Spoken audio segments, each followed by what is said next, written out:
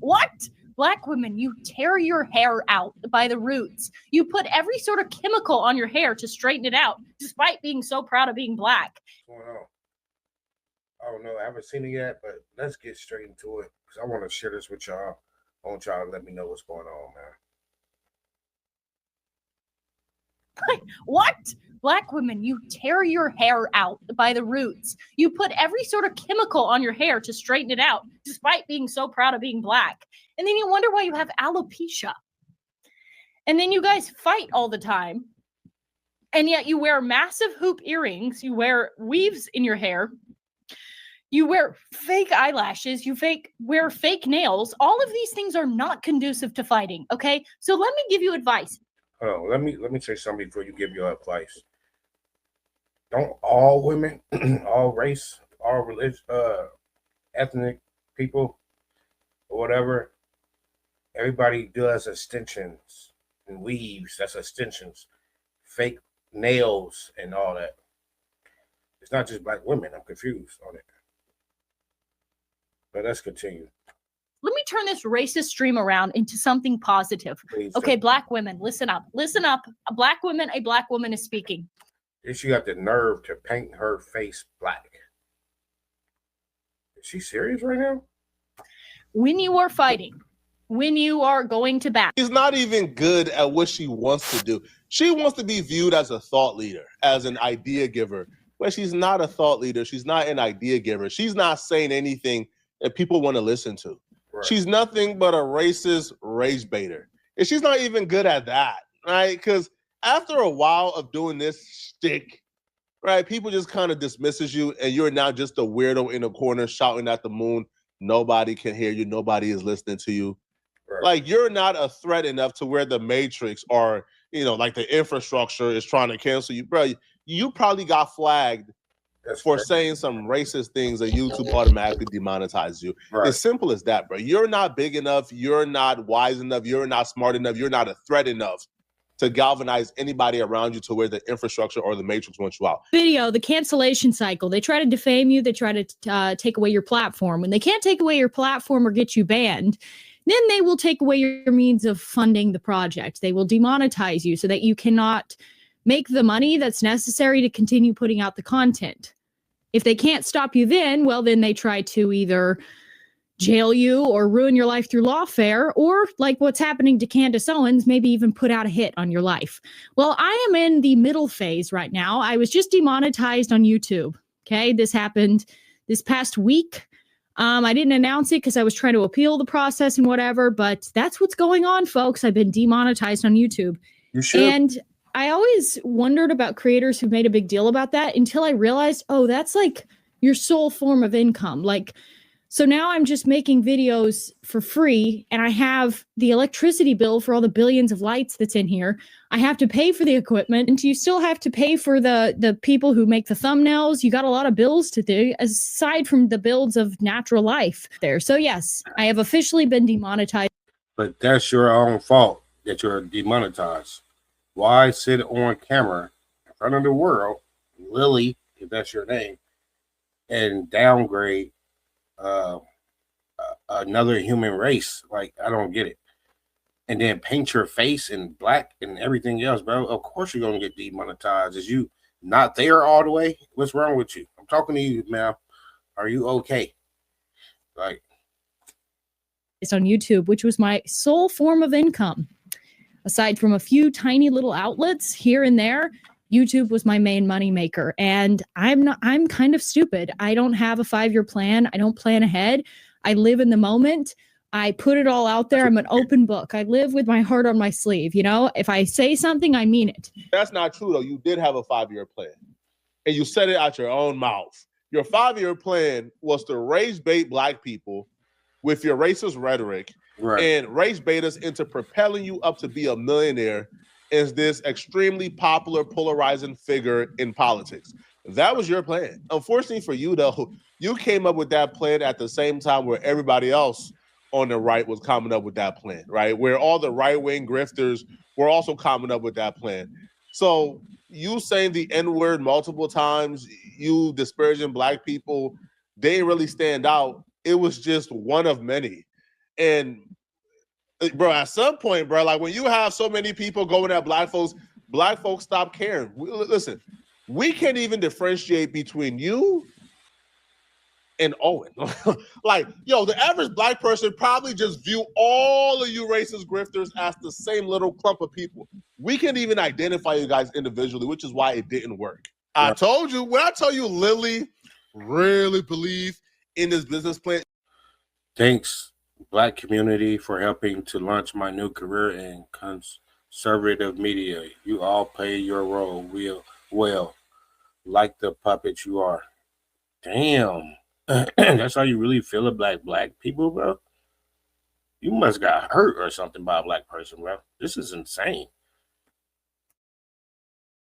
Yo, she really thought that business plan of race baiting black people was the way to go. Oh, she was so confident in it. She was on Twitter telling everybody, bruh, oh, nah, these black folks about to make me a millionaire, man. These black folks about to make me famous, man. Oh, all I got to say is the N-word and they gonna go crazy. I found a get-rich-quick scheme. She took to Twitter and said, thanks, Black community, for helping to launch my new career in conservative media. You all played your role well, like the puppets you are.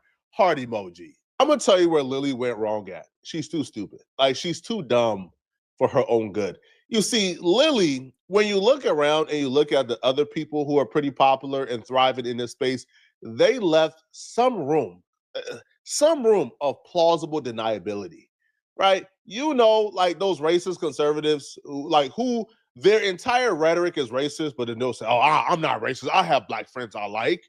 How dare you say I'm racist? You leave some plausible deniability to where you're still able to assimilate a mainstream media, right? You're still able to come around and do certain things and move and shake.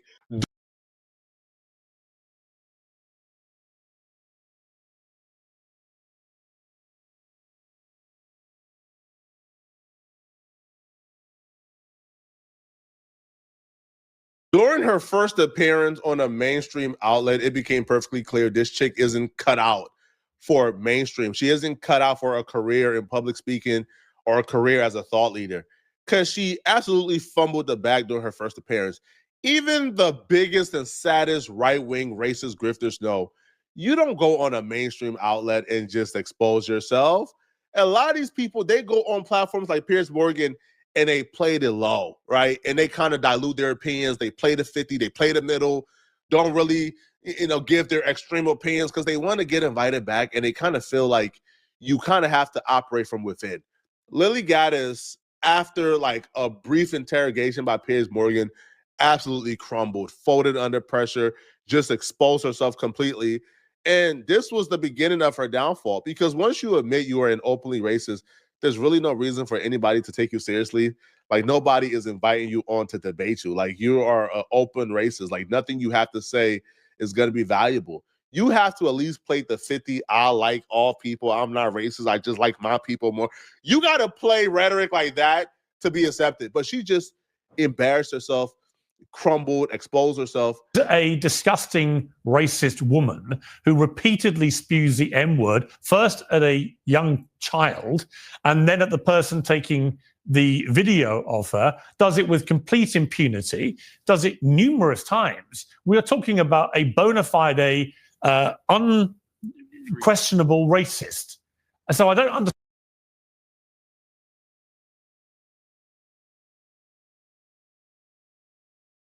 understand why what you've just said to me bears any relation to white unity or anything that you've just said. She's just a racist. End, isn't she? You wouldn't dispute that. It's not about her. It's not about her. It's about white people coming together and supporting another white person. And it doesn't matter. Why would you want to support a white racist? Because I want to support free speech, and you cannot have free speech in the country. No, that's fine. You can support free speech, but you also have to be accountable for what you say. Would you use the N-word out of interest? Yes. You would? I do, quite frankly. You use the N-word quite frequently. Well, why? Other than the fact you're a despicable racist. Are you? Some would say I am. I guess according to the ADL, I'm a white supremacist. I'm a neo-Nazi. Yeah, well, if you use the M-word repeatedly, you are a racist, then, are you?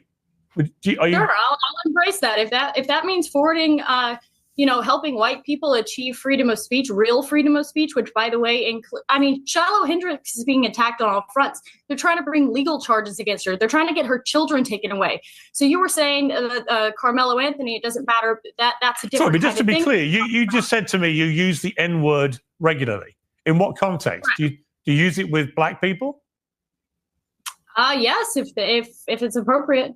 When would it be appropriate to use the N-word? That's When would crazy. it be appropriate? Anytime I feel like it. So you're an unashamed racist.